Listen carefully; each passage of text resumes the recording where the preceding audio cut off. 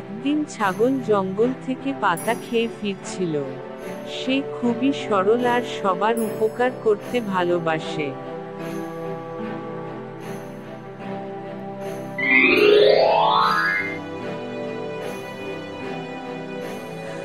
আজ অনেক মজা করলাম, এবার একটু বিশ্রাম নিতে হবে। যাই, একটু গাছের গোড়ায় গিয়ে বসি, কিছুক্ষণ বিশ্রাম নেই, তাহলে শরীরটা ভালো লাগবে।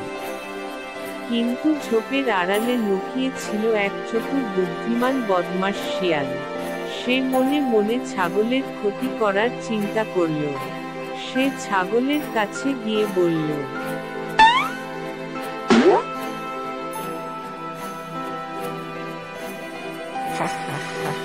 বন্ধু, তুমি কি জানো